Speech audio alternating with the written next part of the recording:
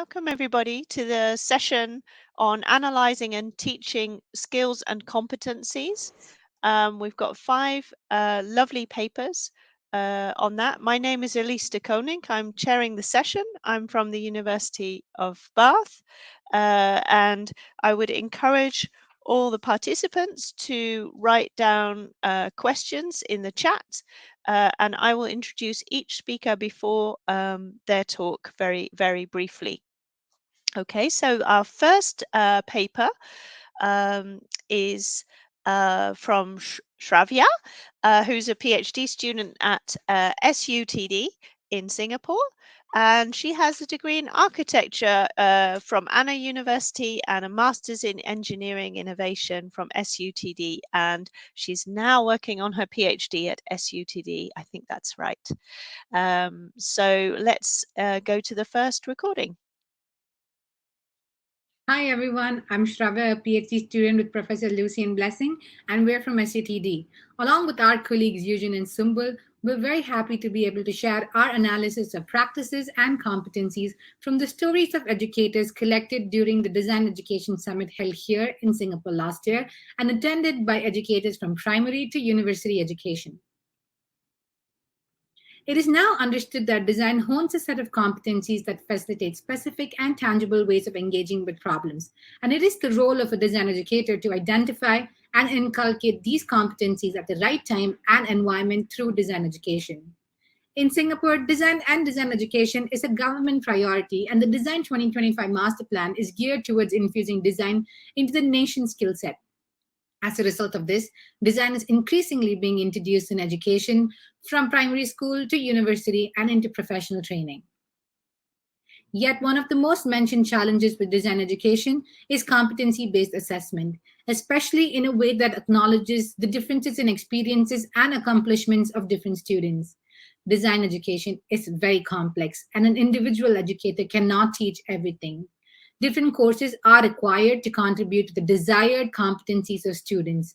However, students often feel the absence of consistency between courses and lack clarity in what design components these courses offer or is being learned. We believe that this is because there is limited consensus on what design competencies are or how they may be identified explicitly and assessed. At the moment, we see competency as a combination of knowledge, attitudes, behaviors, and skills. As part of my PhD research, we aim to identify and define design competencies, develop a framework to assess the level of an individual's design competency, and to develop means to support teaching and learning of these competencies.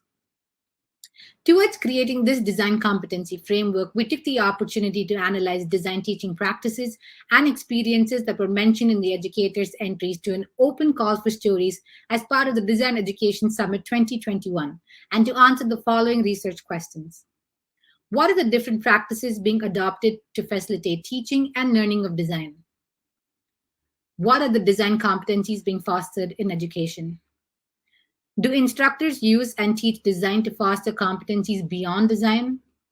What was the impact of COVID-19 on design teaching and learning? A total of 85 stories were submitted, 76 by educators and 9 by students. The stories being shot, we assume that educators focused on those competencies, methods, and tools, and learning and teaching experiences that they considered most worthy of sharing, that is, most significant, impactful, and motivating. For this paper, we focus only on educator stories.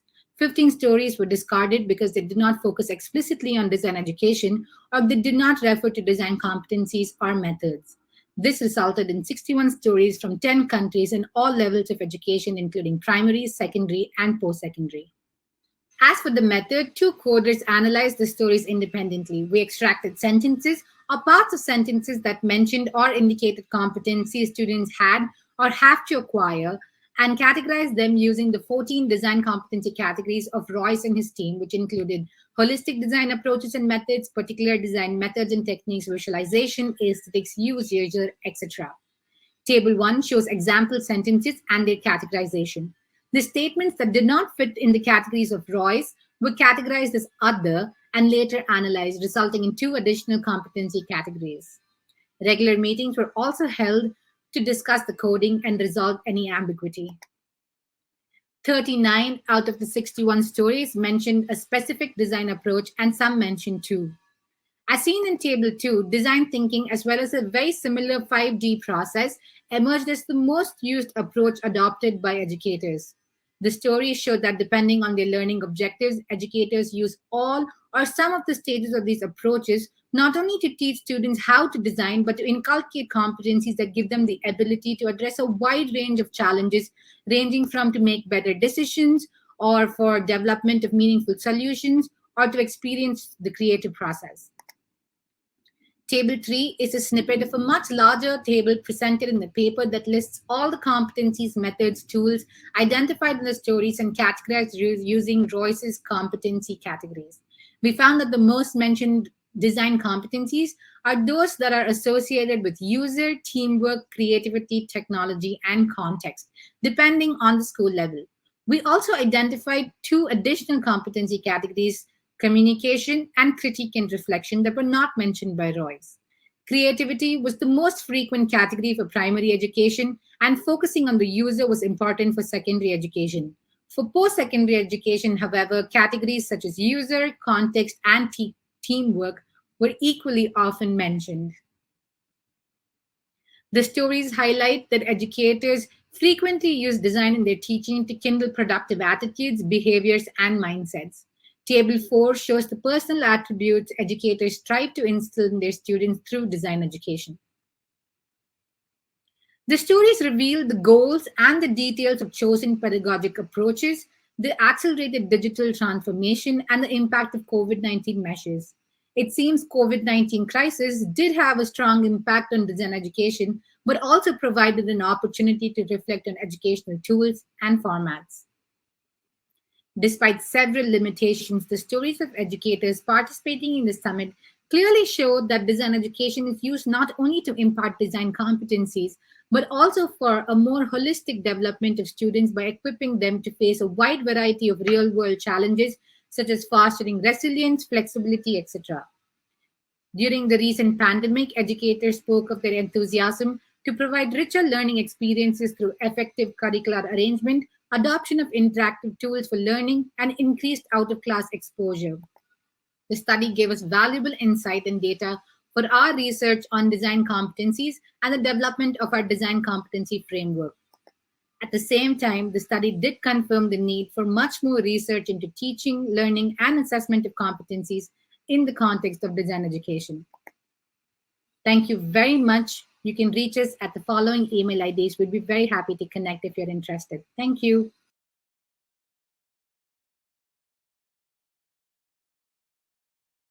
Some virtual applause for that talk. Thank you very much. So our next talk is by Selma, who isn't currently, but is reporting on some work she did at the University of Technology in Compiègne in France.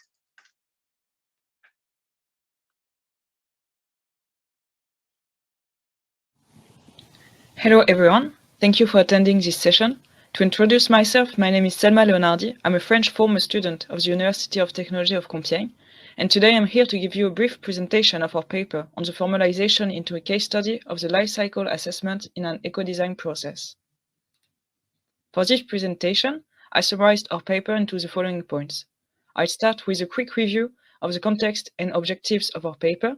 Then I will go through the intakes of this case study on the 4 phases of LCA, and I will finally reach conclusions. So let's start with a brief introduction. As you're all aware, in a context of worldwide environmental crisis, legislation as well as the public pressure have urged companies to rethink their production model and their practices in order to reduce the global impact on the environment. To meet the requirements, the companies are in critical need of training for designers. It is thus the responsibility of the educational system to prepare a new generation to bring the appropriate changes by developing and educating to new engineering practices. Among strategies to enhance environmental performance, ecodesign is one of the most studied in the literature by both academies and industries. Ecodesign is defined as the integration of environmental concerns into the product development. It relies on a variety of tools. Among them, life cycle assessments represent a quantitative approach for target settings and constitute a major trend in eco-design education and industrial practices. The modeling of LCA framework in an eco-design process is the main focus of our paper. It addresses lacks in current education. While the interest grows on life cycle engineering education, literature highlights difficulties.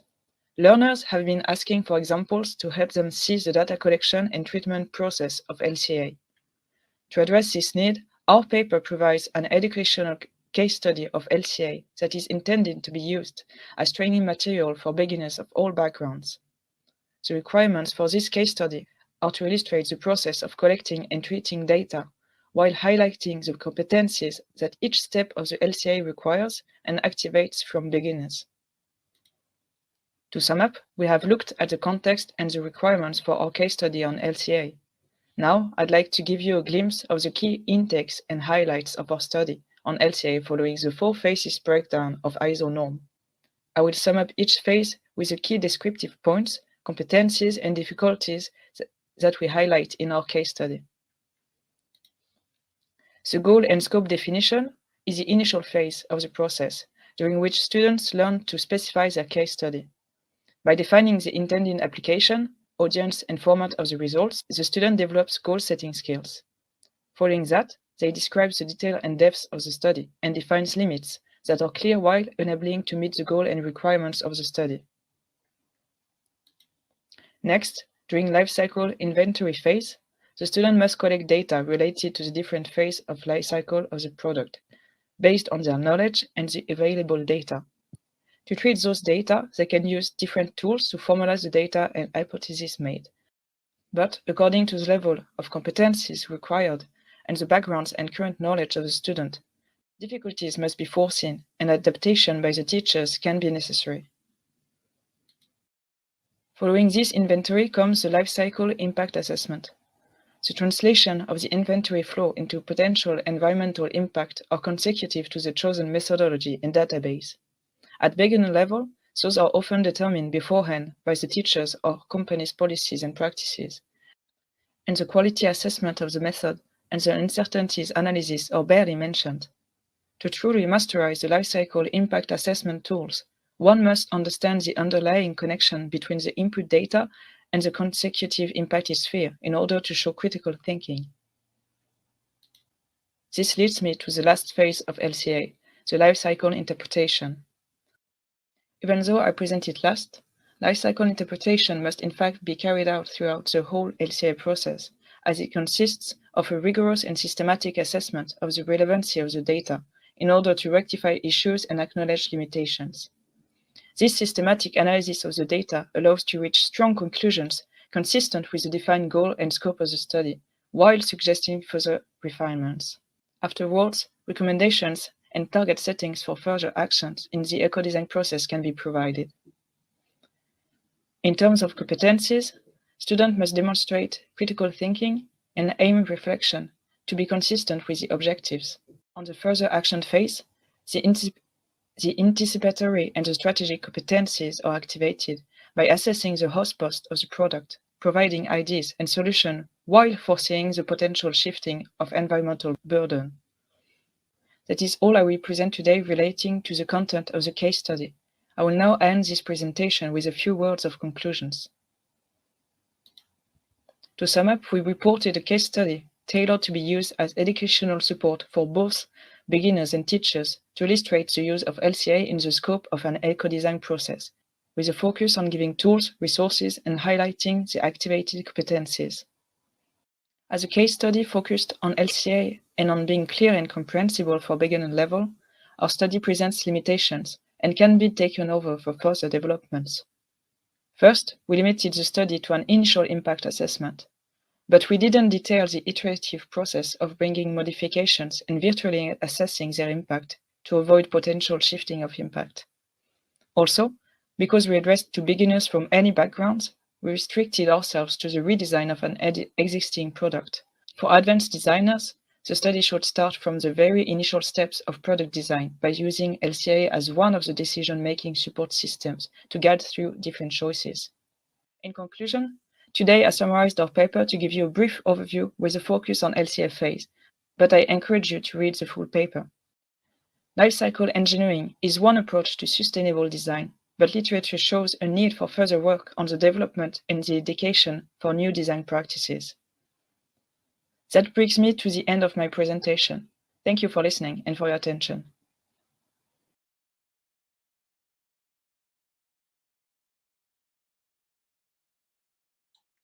Thank you very much for that lovely presentation.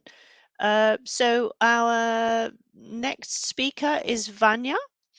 Vanja Šok, I think, is her surname. And Vanja is a teaching assistant and researcher at the University of Ljubljana in mechanical engineering, but has an MA in industrial design and a PhD in engineering design.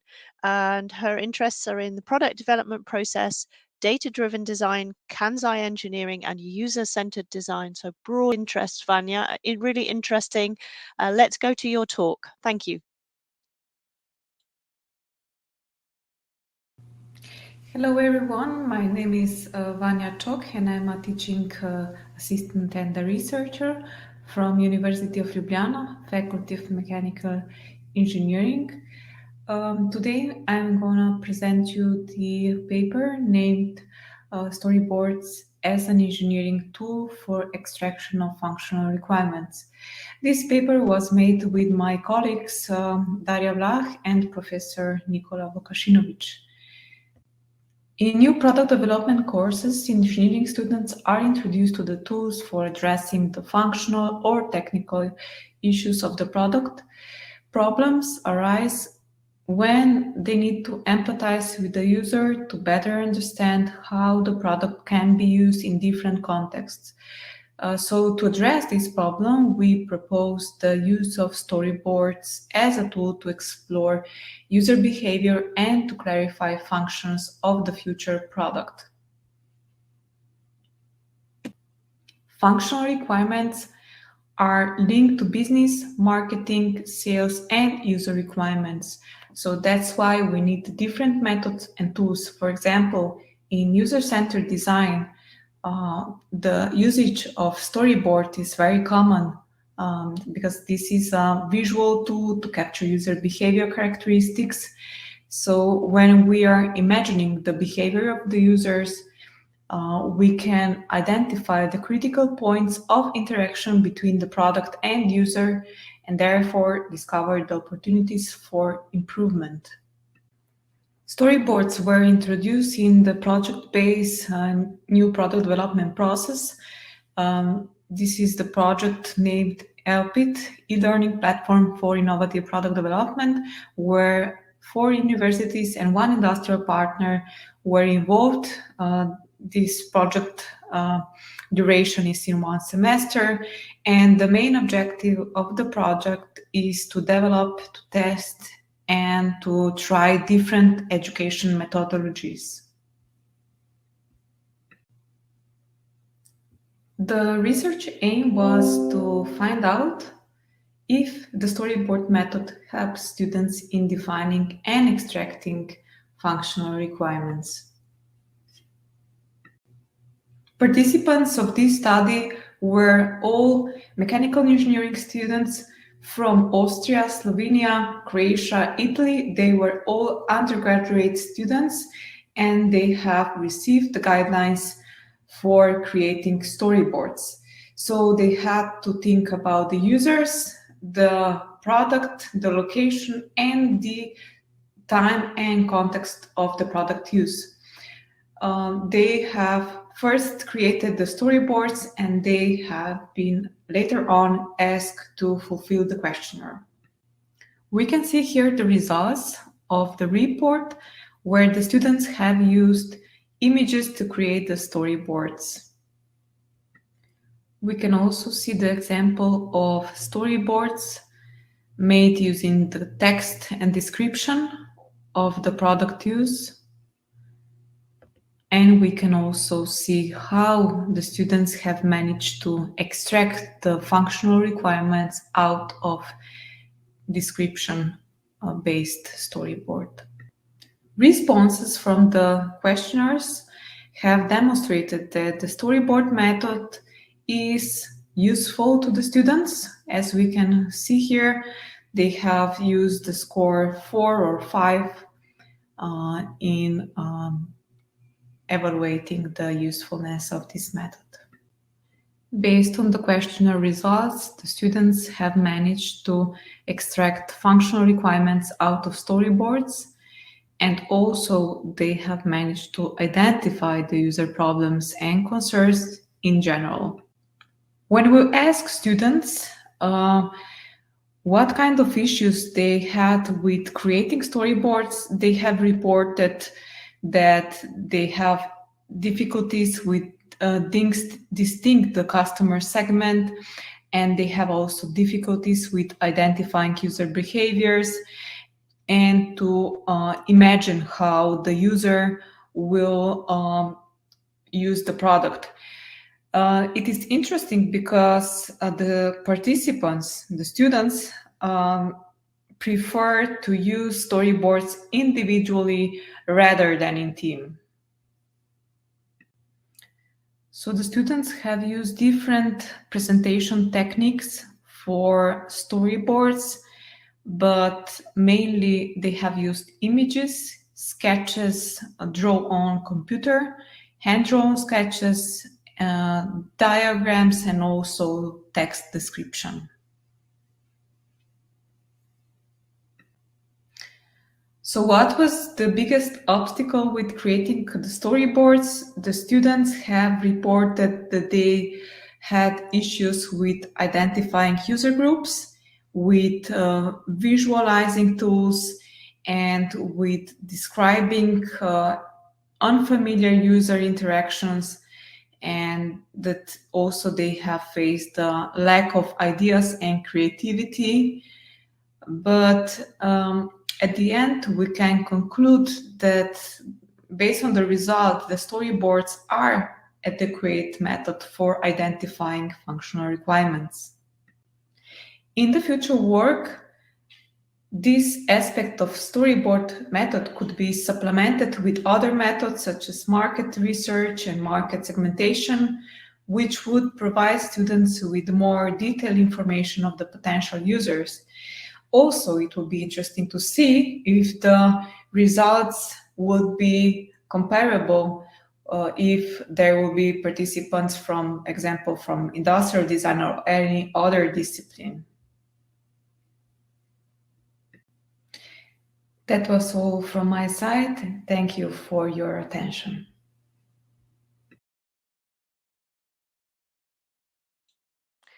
Thank you very much, Vanja. That was great.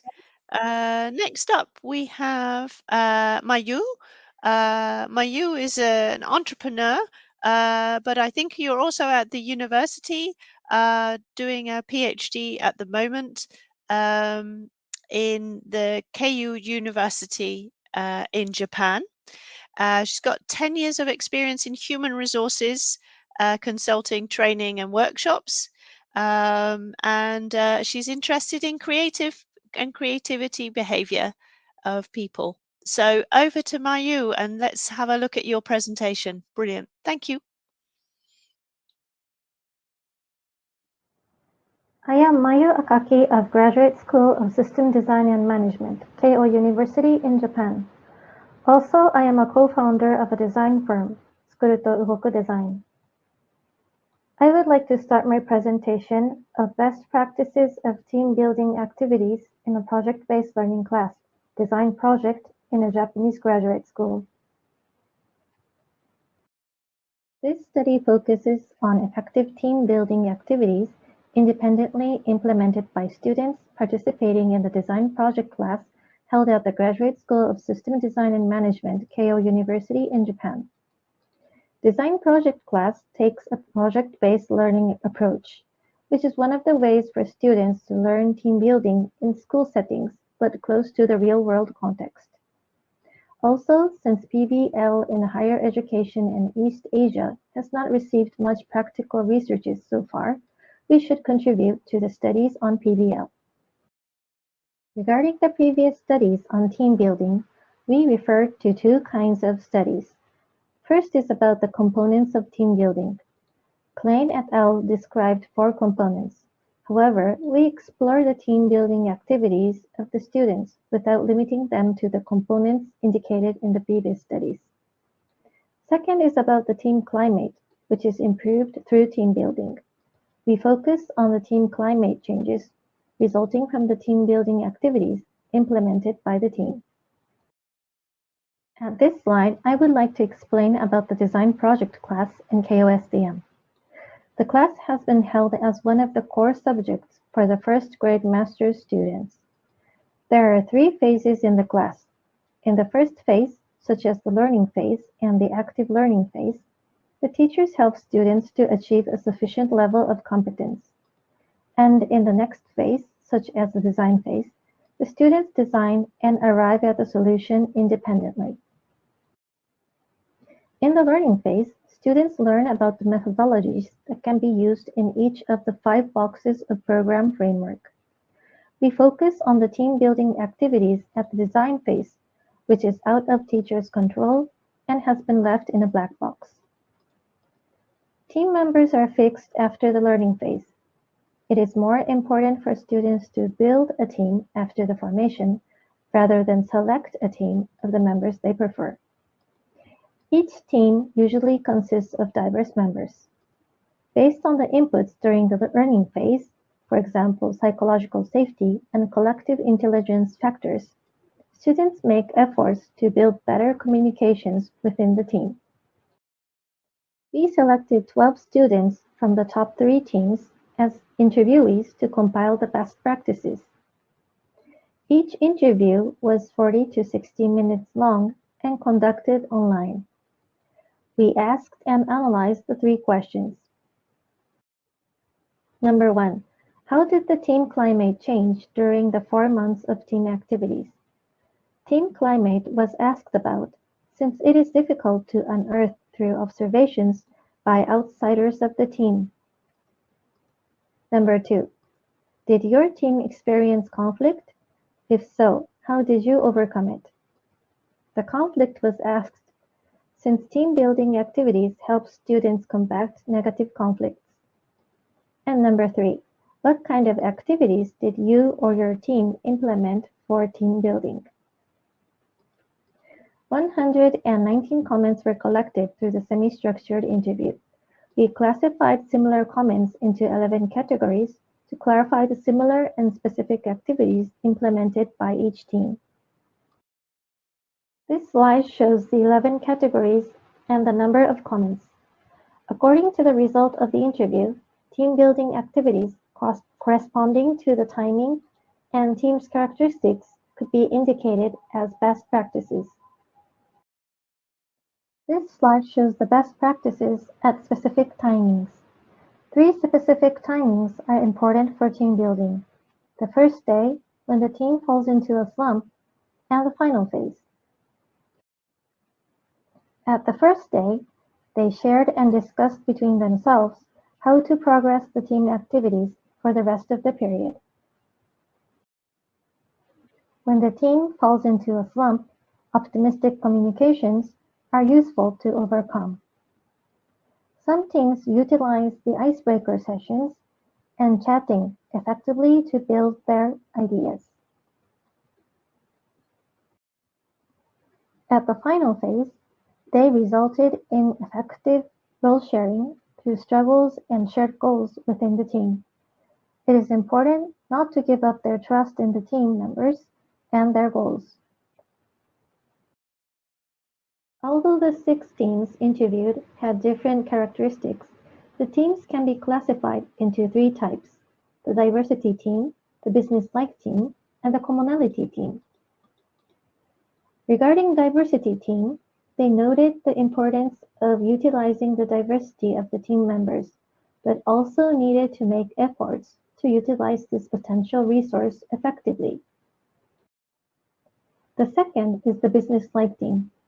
Although only 1 team was classified in this category, some teams need time to communicate without over-consideration of each other. The third kind of team is the commonality team. Team members focus on similarities than diversity. Since similarities may lead to narrow perspectives, It is important to dig deep into other members' thoughts, in communication to open their minds.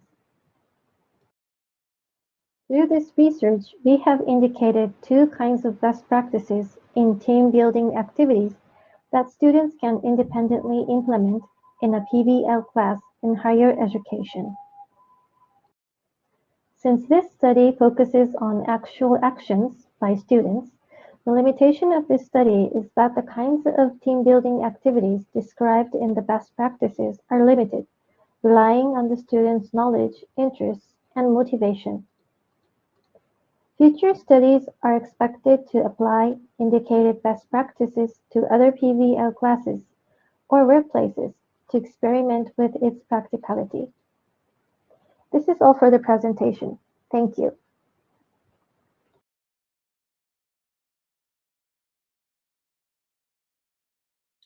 Applause for that presentation for Mayu.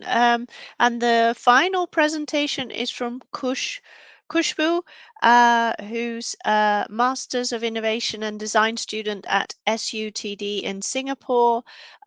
She was a design engineer at the Design Center at SUTD, and her current research focuses on design thinking, spatial reasoning, and digital fabrication and computational design. Thank you. Let's take it away to the final presentation. I'm Khushbu.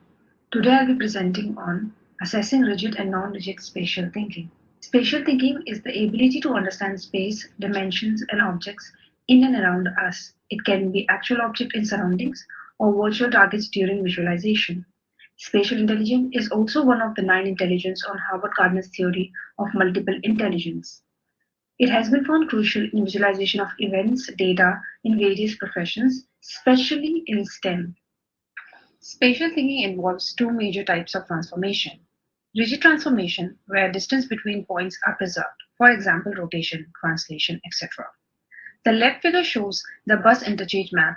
Using rigid spatial thinking, one can easily navigate through these maps. The other form of transformation is non-rigid, where the distance between the 2 points is not preserved. For example, one needs a technique to visualize the actual form of the deformed can in the right image. Non-rigid spatial thinking (NRST) has been found important in various professions such as architecture, geology, medical sciences. For example, in medical science, when operating on patient, surgeon needs NRST to register and recall images of organs in different forms and states. Despite its importance, spatial tests that we are familiar are majorly rigid transformation. We need non-rigid spatial tests to assess and teach. Even before to develop an assessment tool, first we need to have a better understanding of what is non-rigid. Hence we developed a test including rigid and non-rigid questions. We also included demographic questions for better understanding the factors that might influence the performance of participants. The image on the right-hand side is a screenshot of the quiz on mobile phone. The top part of the screen shows the questions and the bottom part shows the multiple answers to choose from. We conducted tests in 4 universities: Singapore University of Technology and Design in Singapore, Karlsruhe Institute of Technology and University of Rostock in Germany, and Swinburne University of Technology in Australia. Our main research questions, which helped us to develop a test, were whether rigid thinking predict abilities in non-rigid thinking, whether the educational system in different universities or countries affect the performance, whether participants from different departments shows different level of spatial thinking ability, do students with more hands-on activities perform differently, and whether gender difference affects the performances. For rigid test, we used 7 established tests with different range of transformation and complexities. The figure shows the example of the rigid question, where the tree diagram in the question shows 2D views of a wireframe. The participant has to select the correct 3D representation to which these 2D views belong. To capture one of the type of non-rigid spatial thinking, we have used anamorphosis to develop the NRST questions. Anamorphosis is a perspective technique where a distorted image appears normal when viewed from a particular angle or with a suitable mirror or lens. Here we have used cylindrical mirror to distort the image. To verify our hypothesis that spatial thinking differs across two types of spatial intelligence, we compared performance for NRST and RST questions of all participants and for university. The total number of participants were 413. We used non-parametric tests. Overall, the number of correct answers at each university was considerably lower for NRST than for RST. A statistically significant correlation was found weak between the individual performances of all students for RST and NRST questions. Although NRST scores were found to correlate to RST scores at SUTD and SUT. Complexity seems to affect the correctness of the answers, but not consistently. More than 3/4 of all students correctly answered the RST questions of complexity level 2, 3, and 4. The two RST questions with complexity level 5 and 6 scored with an average 42.3% in the same range as NRST questions. For the NRST question of complexity 4, the scores varied strongly. This is true for complexity level 6 as well. The results indicated that the complexity level definition requires further attention. The graph shows the result of 4 different universities. At each university, the number of correct answers was considerably lower for NRST than for RST. As shown in the box and whisker graph, the majority of the participants gave correct answers between 7 to 9 out of 10 rigid questions, whereas for non-rigid, the number varied from 3 to 6 correct answers. We also compared different disciplines at SUTD. For other universities, due to lack of significant number, we excluded them from this comparison. As shown, the overall performance of ASD students was higher than for other disciplines. ASD ranked highest for 8 of the 28 questions. ASD students indeed have more courses and assignments requiring spatial thinking. However, the difference between the discipline was not significant statistically. One of the reasons may be that at SUTD, design activities take place in each of the programs. Literature suggests that hands-on activities improve spatial thinking abilities.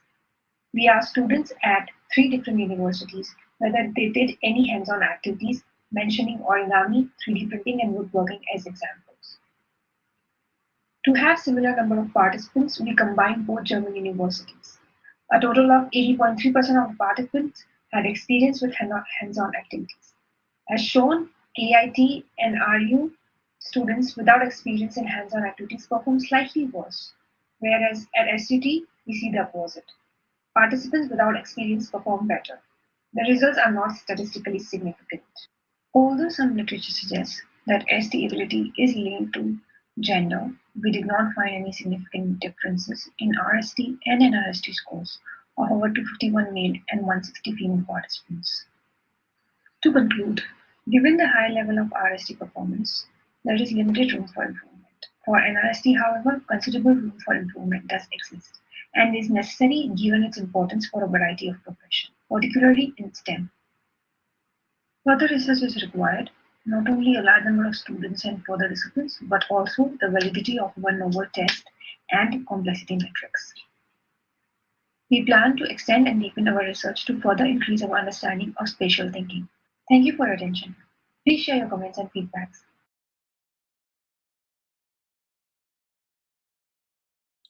Fantastic. Very big applause for Khushbu. And this is a moment of especially large applause for you, because this is the moment that I would normally have a certificate to hand you, because your paper won the reviewer's favorite prize, the top 10% of the reviewers' scores in the whole conference. So you're in that your category. So very much congratulations, Khushbu. Yes. Fantastically well done. And I can see in the chat that various questions have started to come in, and some of the authors have started to answer those in text format, but I'd like to keep us all together if we can, so that we can use some of these questions to spark off a little questions and answers session.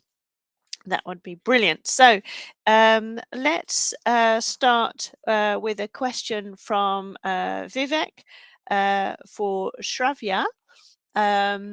So we'll go to that question first. I know you've had a bit of a go at answering this one, but I'm going to read it out for the rest of the audience. So Vivek's question is, I was impressed with SUTD's recent design methods compendium and wanted to ask you about the intersection of design methods and your findings. How do the perceptions of the design process from the design stories studied, how they might suggest where there are opportunities to support designers with more accessible or actionable methods? So it's a very long question. Yeah, so it's probably good that you've had a go or think about this one already. But if you'd like to tell us your interpretation of the question and how you would reply. Okay, I hope you can hear me. Okay, so just for everybody else who doesn't know, SUTD does have a really nice toolkit, a bunch of methods. It's like method cards that one can use while doing the design process. And when I joined SUTD, it was my first time handling formal methods or learning how to use them. So I did use it as a start point. I do think it's extremely handy.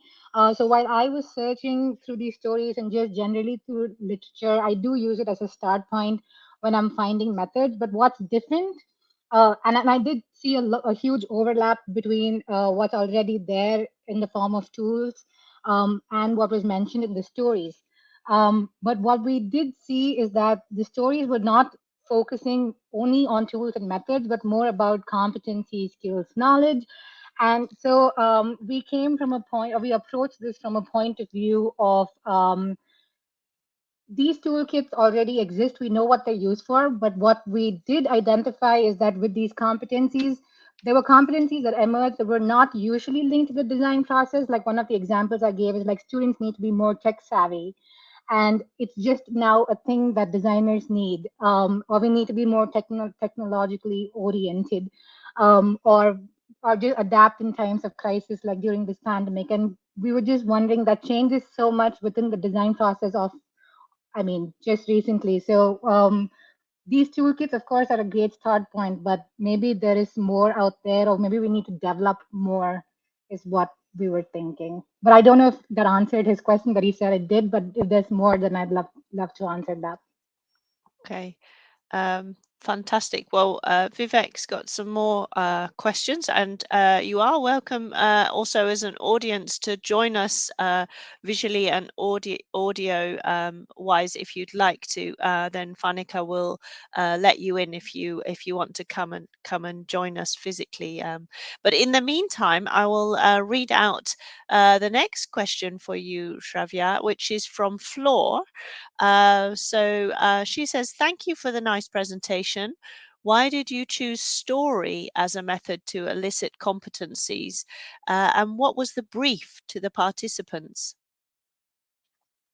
Okay, that's a really good question, and one that I expected, especially because I did not say it in the video, but we did not set this up as a formal study to collect competencies. I was just part of the team that coded these stories to understand thematic patterns that would come out of them. And because I have a personal interest in researching design education and competencies and skills and identifying them as part of my PhD, I just took this as an opportunity to look at the stories with a finer comb and sort of like pick out these competencies from the stories. Also, because one of the things I've been saying is that so whatever I'm talking about isn't new. People have been doing it for a long time, but it's more about making them explicit and making them making instructors and keeping them informed that this is what they're doing, and keeping others informed, like students informed that this is what instructors want to do. So it's more of the intentionality behind it. So yes, to answer that question, it was not set up as a formal study. It was we just took it as an opportunity to pick out competencies from these stories. And what was the original intent? The brief was to submit a short story that spoke about their challenges, their success, and some experiences of teaching design or using design to teach a discipline-specific course, and if any methods and tools were there that they would like to share with the others in the community. Okay, that's great. We've got 1 minute for you left. I have a question. I don't know if you can answer it in 1 minute. I'm really interested in competencies around resilience and perseverance, which you mentioned briefly. Could you say just a minute's worth of things that you learned from those stories about resilience and perseverance through as a skill and how that can be developed? Okay, so those competencies did emerge because one of the questions we asked instructors was how COVID-19 impacted their class, or did they see any new, the emergence of any like new traits in students, or did they expect more than they usually did? And we were surprised to see how many of them actually spoke about not about deliverables and not about the project, but just how students survived during that semester or survived during that process, and really had to adapt and stay resilient and like persevere through like remote communication and more. So it was just like in the passing, but I thought it was very impactful. Okay, yeah, and I probably worded that wrong because that would fall under one of your attitudes, right? Which falls under your definition of competencies. Competencies, yeah. Yeah, brilliant. Right. So that was really helpful for me to find that out. Thank you so much. Next, we move on to questions for Selma, and the first one I can see in the chat is from Lily Kustiyak. And Lily's question to Selma is, do you already have some ideas to increase or stimulate the awareness for the data collection part and maybe all LCA processes? Yeah, thank you for the question. Yes, so as we said in the paper, we found out that case study, educational case study were quite could be quite useful to stimulate awareness on data because it will give an example of what are the kind of data you have to collect, what are the questions you have to ask yourself, some issues to consider, some resources. So the point of the aim of this case study was to illustrate and to give an example of what the redesign of a consumer good as an electric kettle could raise on. So what kind of data to collect and what were the issues, but it was really focused on a consumer good, and I think more case studies on different and maybe more technical and complex product could be useful, and so we would need more more content on different type of products. I don't know if it's so it was on data collection. And when you said on LCA process in general, I would just broaden the case study, so we focused on LCA, but there is also other phase after targeting some environmental hotspots. You have to suggest solution of redesigning, but you also have to assess the impact of this new design and to do the trade-off of the benefits, but also the potential shifting of impact. So there are also in the process, there are also a next step that also needs to have more examples, because for people who are not from an LCA background, it can be complex to have an idea of all the questions you have to ask yourself and all the phases you have to keep in mind, because from the production to the user phase and the recycling, it's one person often doesn't have knowledge on all those phases, and that's why having examples from other people who could be expert on those life cycle phases could be useful. I hope it answers your question. Yeah, maybe. that's really interesting. So it's about reaching out to more people during your LCA process. Yeah, you can't be the expert of Yeah. just one, of every phase of the life cycle, I think. Okay, so I have a couple of questions for you, and I think at the moment I can't see another question for you, so I'm going to use the opportunity to ask you a question. I have a couple of questions. I wondered how you'd gone about making your observations to draw these conclusions, and if you could say a little bit more about that.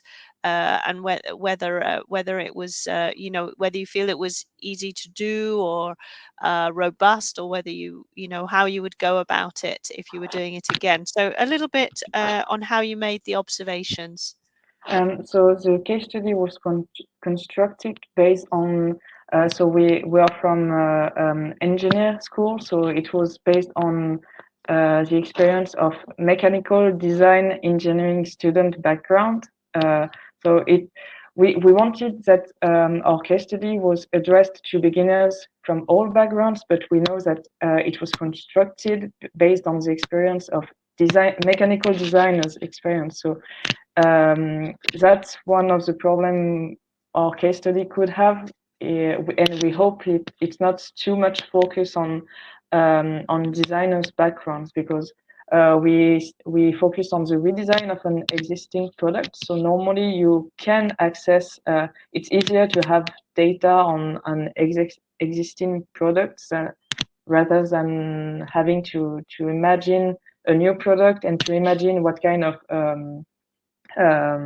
data it will. Sorry, I have language shortfalls.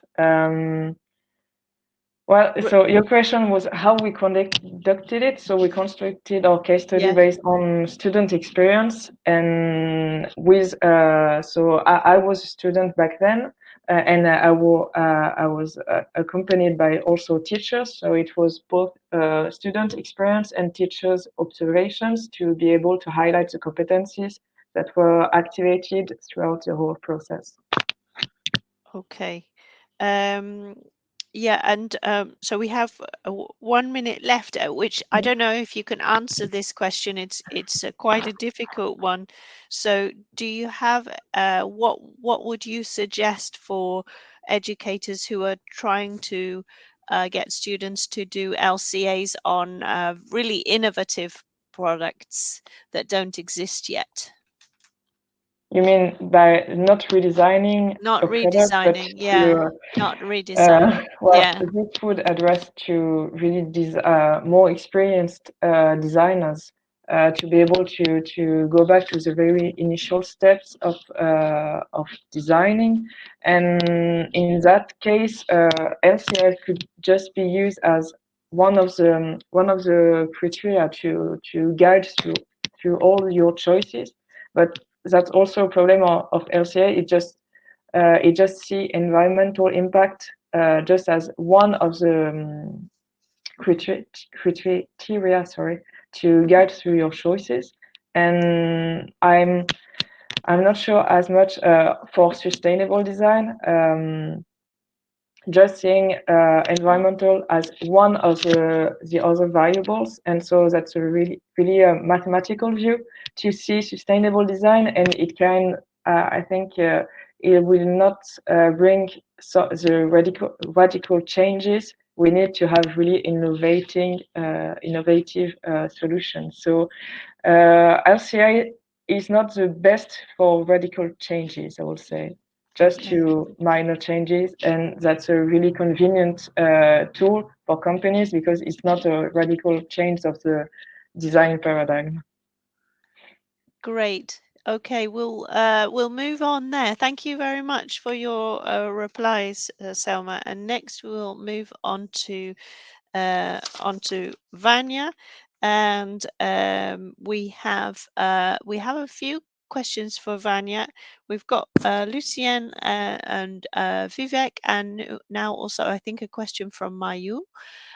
So let's first go to Lucienne's question. Would you like to ask your question? I know Vanya's had a go at answering it already, but I think we should open it up for the discussion. Yeah, I'm fine to do so. I'm sorry I sent it to the wrong. That's okay. No, it's good. It's good. It's good. Okay. And I think there was also the question from I think Mayu. Yeah, also had a similar about the teams and the individuals, which is it's quite interesting because you would expect that, as this is very speculative, that the student that it's much better to do it in a team because what do you know about your target market? And I was just wondering, is it convenience? Is it a disagreement? Is it because I would, if I were to come up with the method, I would probably say you have to do it in a team because it seems to make more sense. And actually, Mayu also had a similar. She thought maybe to online environment, or maybe you can say a little bit more whether you have some more clues about what that reason is or the reasons are. Okay, thank you for the question. First, I would just like to describe a little bit more about the background. So the students are they are in teams of 10 people. So they are guided with a coach. They have like weekly meetings and so on. And they have to create everything together. So basically, they need to use like collaborative tools, also the storyboards. The main idea was that they create the storyboards together, and they did it in the report. And so what was surprising for me as well was because this question in the questionnaire was just hypothetically. So would you prefer to, or do you think that it would be like easier to create storyboards individually rather than in team? And the majority was on the side of individual creation. So it could be due to the misunderstanding, or that they have to make some compromises in the team because I don't know, maybe they didn't agree regarding the target user or the context of user, so on. But when I was observing their work, there were no issues regarding any, I don't know how to say, they didn't face any difficulties in understanding, or I didn't see that they have any issues with compromising or decision making on the storyboards itself. But the answer is something composite. It could be due to different reasons. One is that they weren't like heard in the team. So their vision or their ideas were not addressed as much as they preferred that they were. Or it could be just from pragmatic reasons, like they want to create or imagine something on their own, in their own peace of mind and so on, not in the dynamic, but they have actually very enjoyed to do these storyboards together, because they were like talking, discussing, and so on. So it's interesting because the question, the responses are telling us the opposite. They're creating opposite picture to us. Yeah. If I may, I was just thinking maybe it was the formulation of the question, because the question asked whether it was easier. Yes. Yeah, and easier would have been if you're online. Doing things together is never easier. Maybe that has put them on that direction. Yeah, but it was interesting. I think it's good. Yeah. Thank you. Okay. Thank you. Great. So we have a question from let me see, from Vivek. yeah, which is quite similar to question I had as well about it ends up talking about what it results in. So I'm going to read you the question. So storytelling and story creation are often underemphasized in design research. So he appreciates the topic. He says, I'm curious if in addition to functional requirements, you noticed that students were able to think about the experience of users. And I know it wasn't analysed in the study, but did you see any influence on the design outcomes, which I'm interested in as well, from the teams who use the storyboards particularly well? So was there any link to outcomes? I just believe that they have addressed diverse user groups because they have used storyboards. So they have this time dedicated to think about different users and different needs and different points of interaction.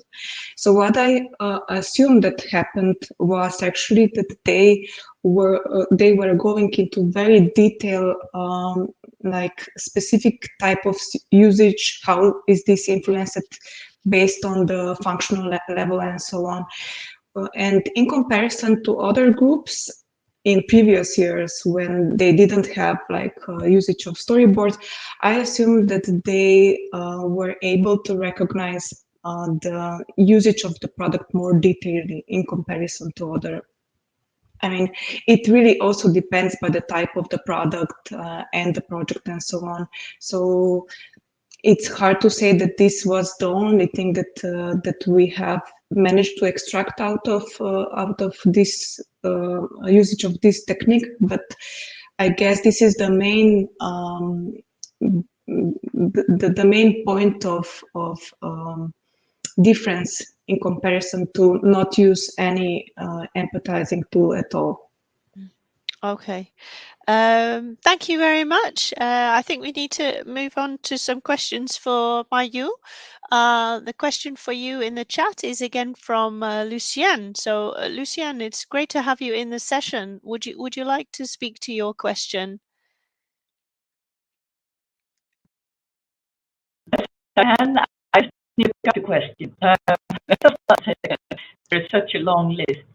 Here, yep, Mayu. So yeah, very interesting presentation. Also because of your background from HR, and as I try to sort of summarize in the question, I'm co-lead of Capstone. So every year we have 60 to 70 project teams that unfortunately don't supervise all of these individually, but I'm co-lead of it. And what we see, it runs from over 6 months, and what we really see is that teams where the team dynamic doesn't work, yeah, and some of the problems you highlighted there, we, despite all our help, their results will just not be good. It's one of the major predictors of the quality of the results in these design projects. These are big projects with industry 5 till 7 students per team, and they're all different projects. So we asked a coach or someone we knew who worked with teams to help the students, not the usual team dynamic and theory, but very practical. The students absolutely loved it, and it really helps. But of course, it's quite intensive. You seem to have gone for a more self-help approach, as I understand. So but maybe you can elaborate a little bit on how you do that, because sometimes the teams are in a hole and they can't dig it out. We try to do these training that they get just 2 hours right at the beginning, as far as possible at the beginning, but of course on practice issues. So I would like to hear a little bit more, and I was wondering, just later offline, it might be interesting to compare notes. That's right. But we really nice, but that is from several years, and say between 60 and 70 teams, we have some experience there. Yeah. So. Oh, thank you, Siam. Thank you for the question and the comments.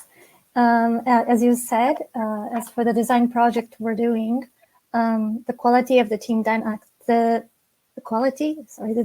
how the team dynamics, like if the team dynamics works very good, the quality of final presentation is also good. And we find the correlations between them, significant correlations between them every year. So that's why I focused on the team dynamics, what is going on in the team. I decided to focus it because the class itself doesn't really focus on team dynamics. And there's a teacher's assistant and also several faculty members that communicate with the teams individually, but they actually advise about the solution or the problem definition and don't advise or don't comment about the team dynamics. So as you said, we don't use that approach, asking any coach or advisor about team dynamics in the team. And I think it will help the team a lot, because if there's a member that has knowledge about team building or like how to make the dynamics good, the team's quality will improve a lot. But if there's not that kind of member in the teams struggle more. So I think if there is an advisor about the team's dynamics, I think it will help the team a lot. So can I follow on with a quick question for that? So it struck me that in your method, part of it is delaying the team formation. Is that correct? So that they self-form teams after they've already got to know each other. Yeah.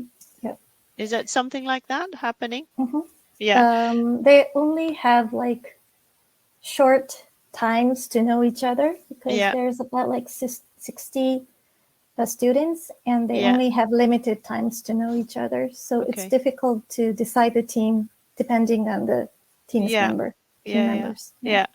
I was curious in the method why you chose to interview only the best teams. And I also wondered what kind of biases the students would have when being interviewed, perhaps. Can you say something about these two small questions?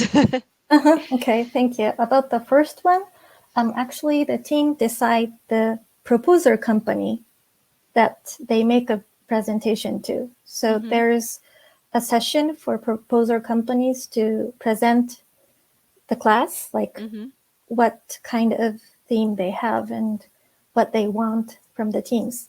And they select the proposer company. So actually, they don't have a chance to decide the team depending on the team members. Okay. Yeah.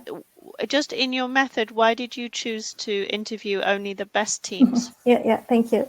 Actually, we asked not only best teams too, but but for this paper, I wanted to compile the best practices. So I wrote only the high performing teams. Okay. But through the interview, the things I wrote on this paper was not done by other teams. It was special for the best performance teams. Great. Okay, we've got to move on for our final speaker questions for Khushbu. I have lost track of where the questions are. Let me just see if we've got a question for you. Did we have a question? Can anyone else see a question?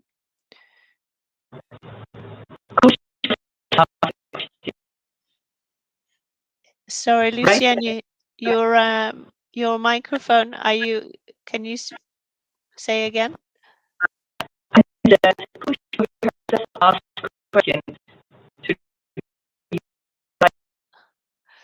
Oh, I'm afraid your audio is terrible. I can't hear you. It's okay. I will go to my questions in the meantime.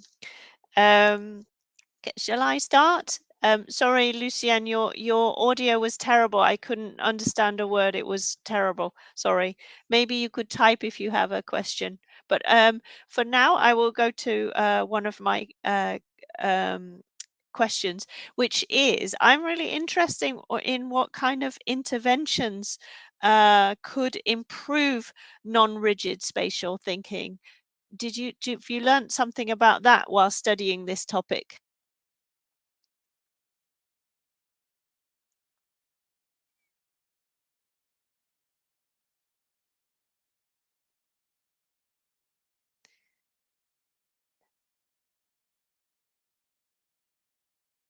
Oh, Kushbu's audio is not working.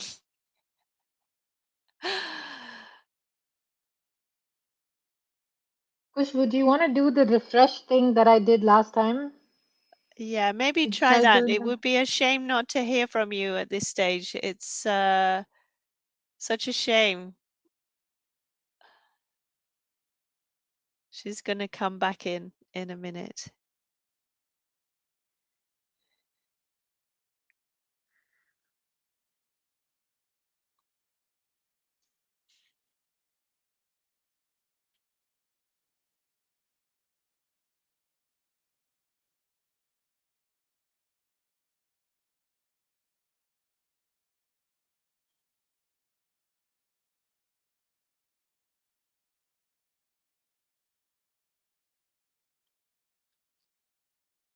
Here she comes.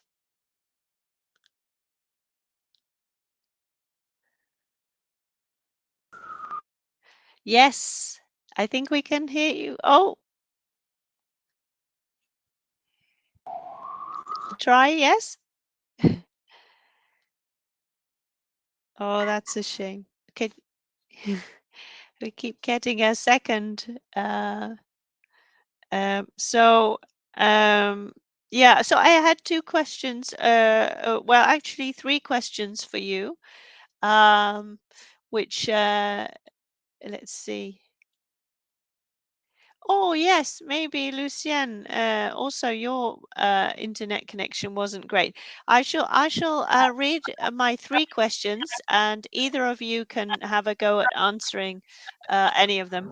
So the first question was, what kind of interventions might improve non-rigid spatial thinking, which is the one I said before. And the other question I had is around these hands-on activities, the hypothesis that is there, because I have the feeling that different types of hands-on activities would improve either rigid or non-rigid thinking. So if you were doing a hands-on activity that involved, for example, a lot of wood, blocks of wood, versus knitting or tailoring fabrics and things like that, that those are inherently developing those two types of spatial thinking. So I wondered if you had any thoughts on those. And what do we know about how these skills eventually lead to the improvement in design performance? Those were my three questions. So if either of you's audio is working, you could pick any of these three questions to have a go at. Yeah, while typing, you know, who's play address your hands-on. Is it just me, or is this really? I can't. It's all hacked up, the audio. No, Selma's nodding. She also can't. Fanika, are you with us? Yeah. I am, but I don't have any smart suggestion on this because it's not on our side. Okay. I would suggest, I mean, either again to refresh or maybe Kushbu, you can try to turn off the video and only leave audio. Maybe that will at least help a bit. Yeah. So please try that. We're also in the last we're now in the last minute of the session. So maybe I would type my 3 questions and then I will type them after the end of the session, and maybe we should say a big thank you to all the speakers and all the audience. We had 15, 16, 17 people visiting us today and listening in on the session. It was a great session, really enjoyed it. Shame about the last speaker and the audio, but thank you very much, everyone. Have a good rest of the conference. Great work, everyone. Thank you. Thank you very much. Thank Bye. you. Thank you. Bye bye. Bye.